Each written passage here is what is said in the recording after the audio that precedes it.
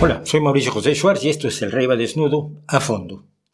Fue por allá de 1980 cuando conocí en México a Randall James Hamilton Swing, mejor conocido como James Randi.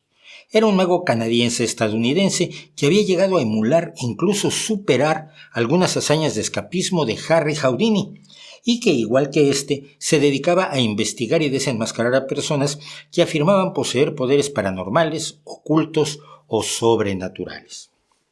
Por aquel entonces Randi ofreció un premio de $10,000 a cualquier persona que demostrara en condiciones rigurosamente controladas poseer capacidades preternaturales, como por ejemplo predecir el futuro, leer la mente, encontrar agua subterránea, comunicarse con espíritus o cualquier otra supuesta habilidad de esas que se usan para sacarle a la gente dinero, sexo y admiración, aprovechándose de su ignorancia, su ingenuidad y su buena fe. Los $10,000 estaban en un cheque sin firmar que acompañaba a Randi a todas partes, aquí en el bolsillo de la camisa. Incluso me tocó ver que le hiciera la prueba en la cafetería de un bar en la céntrica zona rosa de la Ciudad de México a una dama que juraba que era capaz de obtener información relevante de la tabla de la Ouija. Hizo su demostración de los mensajes que los espíritus le enviaban a través de la mágica tabla y luego Randi le impidió ver la tabla poniendo una carpeta bajo su rostro. La mujer se decepcionó enormemente cuando vio que los mensajes dejaban de llegar con claridad y el puntero o planchet de la tabla se movía sin sentido. Muy pacientemente, Randi le explicó que era ella quien movía el puntero inconscientemente y con movimientos involuntarios de sus músculos. Aprovechando que por entonces yo asesoraba a Ricardo Rocha en un programa de televisión, conseguí que invitaran a Randi a hablar de la lucha contra las pseudociencias y asuntos sobrenaturales en un famoso programa nocturno que también tenía Ricardo Rocha. Desafortunadamente, con un truco mágico en el cual cambió la hora de un reloj de pulsera que le prestaron, Randi convenció a varios integrantes del programa para gente grande que tenía, hágame usted el favor, poderes sobrenaturales, demostrando sin querer que el deseo de creer es precisamente la debilidad que aprovechan los charlatanes de todo tipo. Aunque hice un vídeo comentando algo de la vida de Randi pocos días después de su muerte en 2020, creo que hace falta contar más en detalle su historia. Así que vamos a ver hoy quién era exactamente este personaje de barba blanca que ya lo conocí, bajo de estatura y con un poderoso dominio escénico y un gran sentido del humor que dominó la lucha contra los embustes paranormales durante décadas.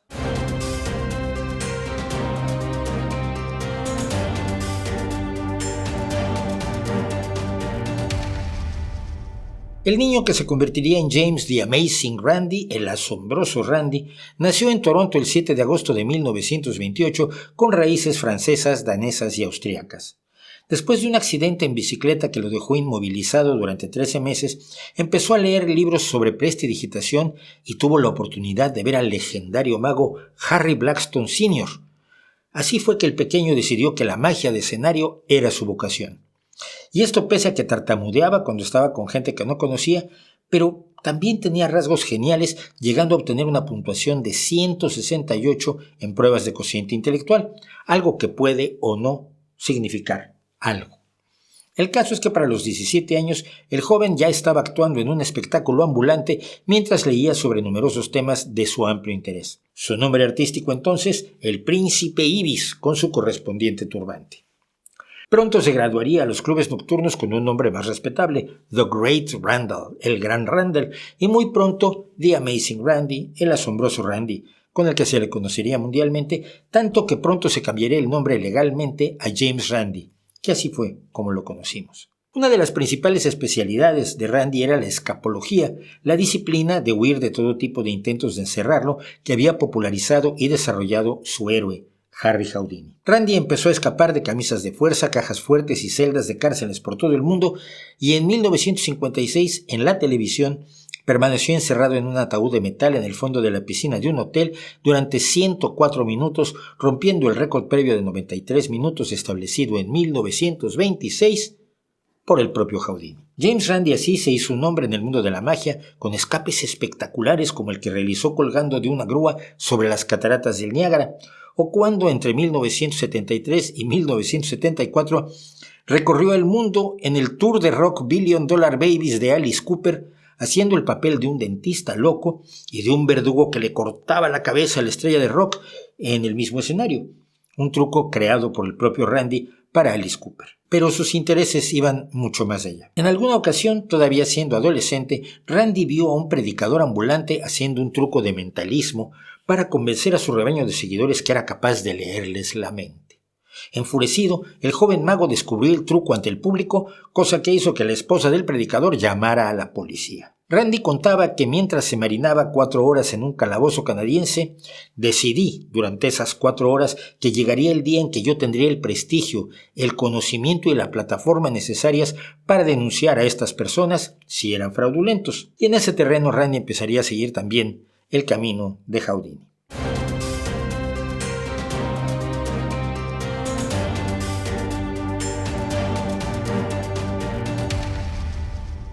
Harry Houdini, uno de los magos más exitosos de fines del siglo XIX y principios del XX, se había interesado por el espiritismo sobre todo a raíz de la muerte de su adorada madre. Pero las sesiones espiritistas a las que asistió para comunicarse con ella eran, a ojos de un mago experimentado, trucos vulgares que no podían pasar como verdaderas comunicaciones con espíritus, de modo que empezó a denunciarlos, a desenmascararlos e incluso a trabajar como parte de un comité de la revista Scientific American que ofreció un jugoso premio económico a cualquier medium que demostrara que efectivamente se comunicaba con espíritus. En los años siguientes, Houdini desenmascararía a numerosos mediums ricos y famosos como Mina Crandon o el español Joaquín Argamasilla, del cual todavía algunos hablan como si sus poderes fueran ciertos. Y es que los trucos mágicos podían pasar como habilidades reales a ojos de científicos y de gente común, pero no de los magos, que empezaron a trabajar con científicos en las investigaciones de asuntos sobrenaturales. Y eso mismo haría James Randi. Su oportunidad, un estafador israelí guapo y de trato sedoso llamado Uri Geller.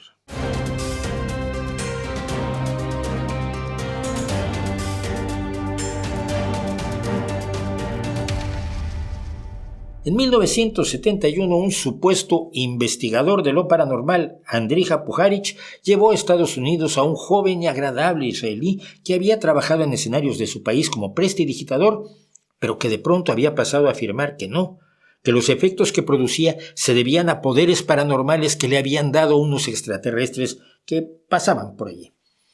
Entre estos poderes paranormales que aseguraba tener estaban la psicoquinesis, la telepatía, la rabdomancia o radiestesia, la capacidad de encontrar agua con un palito y, sobre todo, la capacidad de doblar cucharas y ocasionalmente tenedores por la parte más delgada. Ojo aquí, no doblaba cuchillos ni doblaba las cucharas o tenedores por las partes gruesas o curvas, sino exactamente en el punto más débil.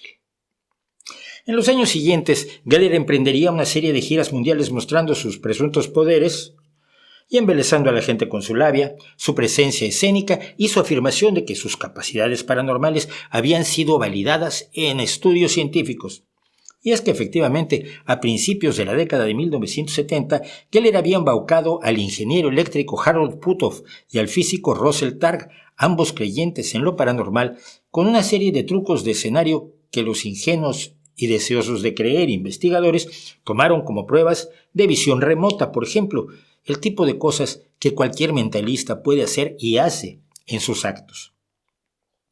Una carta de estos dos autores llegó a ser publicada en la prestigiosa revista Nature, y como eran tiempos intensos de la Guerra Fría y tanto la Unión Soviética como Estados Unidos estaban tirando dinero en la investigación parapsicológica, muchos lo tomaron como la prueba definitiva de que había poderes, y Geller se lanzó a recorrer el mundo doblando cucharas. Doblando cucharas con la mano, como podemos ver que hace aquí cuando distrae a todo el mundo para acercarse a la cuchara y doblarla. En 1973, James Randi demostró ante la revista Time que lo que hacía Geller eran simples trucos, reproduciendo todo cuanto había hecho el israelí en una demostración. La explicación de Geller: bueno, también se puede hacer con trucos, pero yo lo hago con mis poderes. También en ese año, Randi ayudó a su amigo Johnny Carson a prepararse contra los trucos de Geller, quien en una memorable emisión de televisión fracasó estrepitosamente. Finalmente, en 1975, Randi publicó el libro The Magic of Uri Geller, donde contaba la historia del israelí. Nada, sin embargo, detenía a Geller, quien aumentaba día a día su fama y fortuna, embaucando gente de buena voluntad y deseosa de creer en la magia, igual en España que en Alemania o en México, que acabó dándole pasaporte mexicano después de que supuestamente encontró petróleo, al parecer con la esposa del presidente. El israelí sintió el golpe, sin embargo, y comenzó una serie de demandas judiciales contra James Randi.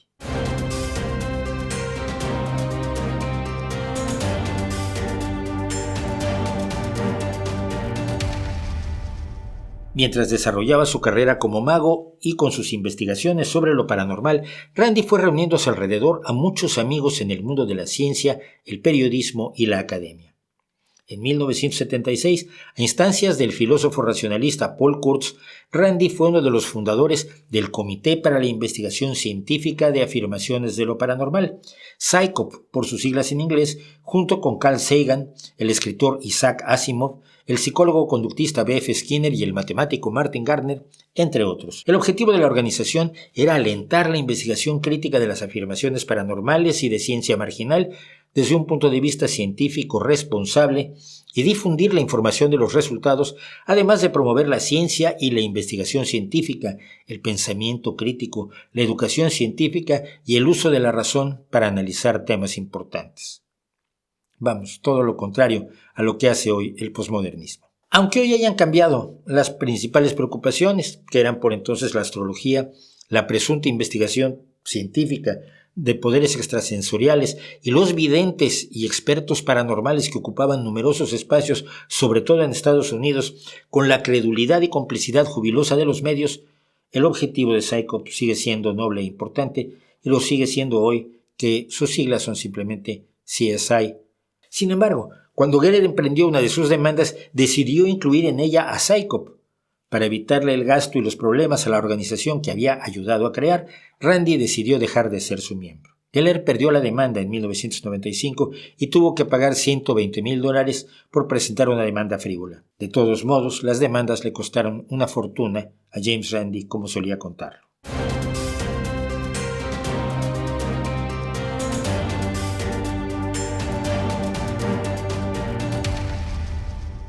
Uno de los casos más conocidos de Randi fue el desenmascaramiento en 1986 y también en The Tonight Show de Johnny Carson de Peter Popoff, un televangelista estadounidense que afirmaba que Dios le decía qué enfermedades o preocupaciones tenían los fieles que asistían a sus prédicas o revivals.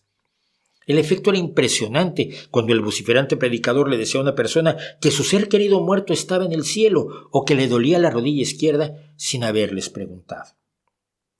Randi sospechaba de un truco usado muy comúnmente por los adivinos llamado lectura en caliente, que es una forma de aparente adivinación en la cual el mago, o en este caso el predicador, recibe información de las personas sin que estas personas lo sepan. En el caso de Popoff, antes de sus actuaciones, su esposa daba a la gente tarjetas de oración donde expresaban sus deseos, por qué querían que orara por ellos el gran evangelista en comunicación con Dios Peter Popoff. Y así la señora obtenía la información que posteriormente transmitía a Popoff durante la actuación mediante un audífono inalámbrico. Con ayuda del experto en electrónica Alexander Jason, Randi consiguió detectar e interceptar las transmisiones de radio exhibiendo la falsedad del presunto enviado de Dios. A partir de ese momento, muchas estaciones de televisión dejaron de transmitir las prédicas de Popoff, que se tuvo que declarar en quiebra en 1987. En los años siguientes, además, el teleevangelismo entraría en franca decadencia.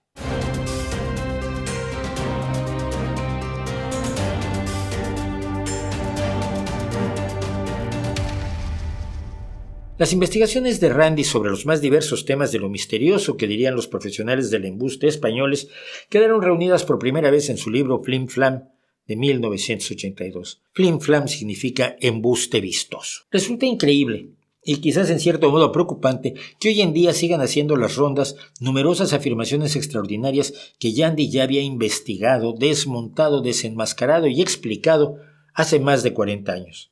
Entre ellas la fotografía Kirlian, las evidencias de la vida después de la muerte, las afirmaciones de videntes varios, las hadas del jardín de Conan Doyle, el imaginario triángulo de las Bermudas, la astrología, el conocimiento astronómico de los dogones, numerosos informes ovni y de contactos extraterrestres originarios, la meditación trascendental del Maharishi Mahesh Yogi y su levitación, absolutamente falsa, los astronautas de la antigüedad de Bondaniken, incluida la lápida del rey Pacal de los mayas, las líneas de Nazca, los estudios mal hechos de percepción extrasensorial, los biorritmos de los cuales ahora ya no habla nadie, la cirugía psíquica, la rhabdomancia o radiestesia y otros asuntos.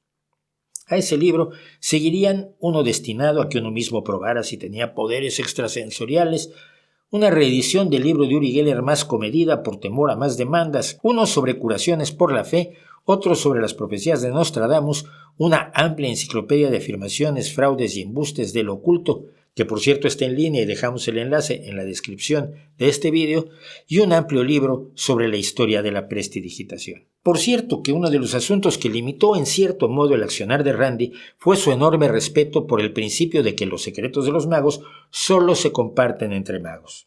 Es decir, que pocas veces se permitió revelar en sus libros cómo se hacía un determinado truco que implicaba un secreto de la magia.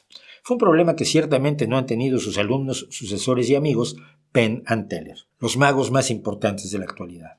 Yo recuerdo comidas con Randi donde hacía o parecía hacer rebotar el pan en el suelo, doblaba cucharas y robaba objetos bajo las narices de la víctima, distrayéndola con la habilidad fundamental del verdadero mago. Siempre que uno quería saber cómo se hacía un truco, Randi preguntaba si era curiosidad o si uno lo iba a practicar. La única vez que yo le dije que lo practicaría, me lo enseñó y hasta la fecha lo hago de vez en cuando.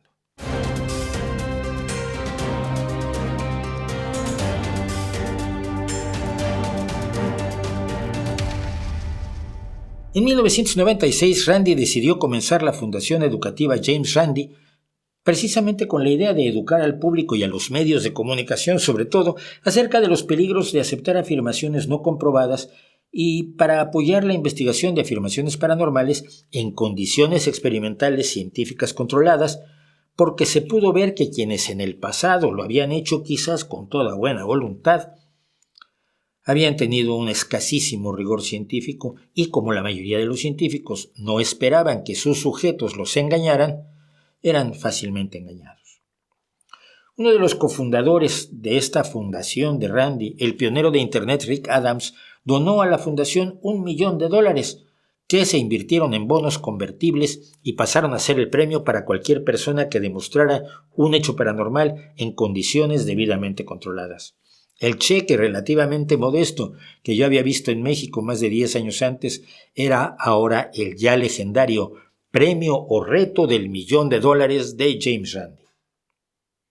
No se sorprenderá usted si le cuento que alrededor de 1,000 personas se presentaron con intenciones de cobrar el $1.000.000 y ninguna de ellas tuvo éxito.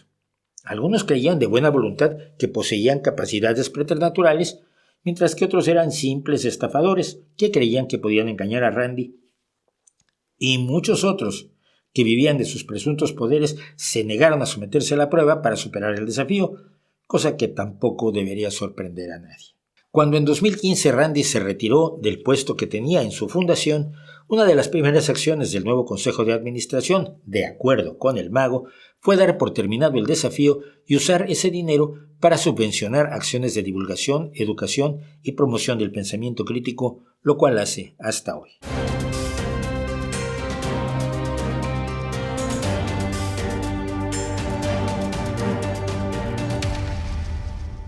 Por supuesto, la actividad de Randi le atrajo la enemistad de numerosos charlatanes, embusteros y fieles creyentes en todo tipo de misterios sobrenaturales o de escépticos a medio cocinar que se dedican a tratar de demostrar que lo misterioso seguramente es real de alguna forma, pero no hemos tenido oportunidad de demostrarlo. Tal ha sido el caso de personajes como el cofundador y después renegado, furioso de Psychop, Marcelo Truzzi, o el ocultista profesional Mitch Horowitz, quienes esencialmente proponen lo siguiente. El mero hecho de que todos los presuntos poseedores de poderes paranormales o conocimientos ocultos hayan fracasado hasta el día de hoy y que las bases de sus afirmaciones sean totalmente caprichosas, anticientíficas y contrarias a las leyes del universo que conocemos, no debe llevarnos a dudar de la posibilidad de que sean reales La astrología, el New Age, la telepatía, la precognición, la comunicación con espíritus, las curaciones por la fe, la telequinesis, la ouija o cualquier otra manifestación presuntamente paranormal. Cada caso, nos dicen ellos, debe ser abordado con una mente totalmente abierta a la posibilidad de que lo imposible sea cierto. Algo que puede sonar muy riguroso, pero que en la práctica no se justifica. Si uno no acepta ese principio, es un pseudoescéptico, palabra que los creyentes usan con frecuencia para denostar a los escépticos o a los que cada vez se llaman menos escépticos y más simplemente defensores de la razón. Imagínese usted que un sacerdote dice que puede convertir una oblea de pan ácimo, una hostia, en la carne real y humana del propio Cristo mediante el ritual de la consagración. Usted asiste al ritual, analiza la hostia antes y después de la consagración y constata que el ritual no la ha convertido en carne humana. Pero luego llega otro sacerdote y le dice lo mismo. Usted hace la misma prueba, mismo resultado. Llega otro y pasa lo mismo. ¿En qué momento puede usted decir que el fenómeno paranormal en cuestión, con su imposibilidad real por motivos químicos, físicos y biológicos, no amerita más atención ni inversión de tiempo, atención y dinero? Porque Truzzi le dirá que tiene que probar con la mente abierta a todos los sacerdotes del mundo y seguir probando a todos los que se ordenen en el futuro, porque igual alguna vez resulta que milagro. Y es que ningún vendedor de milagros o escéptico poco convencido ha podido aportar pruebas de la veracidad de sus afirmaciones sobrenaturales o místico maravillosas, ni entonces ni hoy. Y eso les enfurece. Por eso atacar a Randi es la mejor forma de rechazar toda forma de escepticismo crítico hacia el mundo de fantasía en el que muchos vivían, y del que muchos vivían, y del que muchos viven.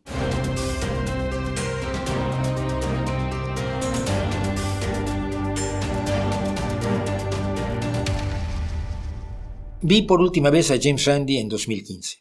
Desde 2006 había sufrido varios problemas de salud, entre ellos 2 ataques cardíacos y un diagnóstico de cáncer del que fue atendido a tiempo y se curó.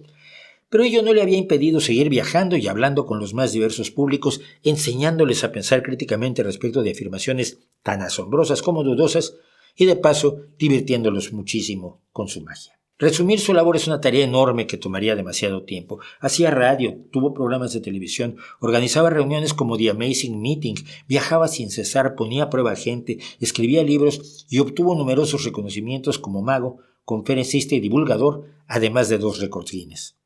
Su actividad no cesó sino hasta 2017, cuando un accidente cerebrovascular lo obligó a retirarse de muchas de sus actividades. Murió el 20 de octubre de 2020 en su casa de Florida a los 92 años de edad. Gran parte del movimiento contra los embustes del misterio que hoy existe en todo el mundo es resultado del trabajo de Randi y de quienes laboraron a su alrededor, sobre todo de alguien tan poco mencionado y tan relevante como fue Paul Kurtz. Multitud de magos, periodistas, científicos y académicos expresamos nuestra gratitud hacia James Randi. Hay quien encuentra decepcionante, por ejemplo, que Uri Geller haya seguido viviendo del embuste toda su vida, pese a perder las demandas contra Randy Sykop y siga recorriendo el mundo hoy haciendo afirmaciones delirantes y a veces incluso le abran las puertas de algunos medios bastante dudosos. O que Peter Popoff haya rehecho su fortuna prometiendo curaciones por la fe a quienes le enviaran dinero y lo siguen haciendo a cambio de cosas como su agua milagrosa de manantial. Cuidado, no es potable. A saber de dónde la saca. Pero la realidad es que aunque muchas cosas aún no han cambiado o no han cambiado lo suficiente, mucho sí ha cambiado desde que el mago llamado el asombroso Randi abandonó los escenarios para dejar lugar al racional y escéptico James Randi. Sí, algunas patrañas renacen, pero otras casi han desaparecido, como la idea de que la forma de las pirámides de Egipto pueden afilar cuchillas, o los biorritmos, o que las líneas de Nazca eran omnipuertos, o que desaparecen barcos y aviones en el Triángulo de las Bermudas. Gracias a Randi, millones de personas en todo el mundo son más cautas, más racionales, más agudas al enfrentar afirmaciones maravillosas y místicas. El interés que muchos sienten hoy por estos temas va más por el lado del entretenimiento que por el de la convicción de estar accediendo a otro universo superior. La telepatía, la telequinesis, la visión remota han quedado en los espacios de la magia de escenario de donde nunca debieron salir. Se ha avanzado mucho, aunque quede mucho todavía por avanzar. Y para ello es necesario que más jóvenes queden expuestos al trabajo, las investigaciones y la tenaz racionalidad de Randi y de todos quienes han trabajado como Randi, para enseñarles a ver el universo natural como una fuente suficiente de maravillas, de asombro, de misterios reales, que además sí se pueden desvelar, y en el que, por desgracia, medran embusteros dispuestos a aprovecharse de nosotros, no solo en cuanto a asuntos paranormales, sino en temas de religión, filosofía, política y la vida emocional.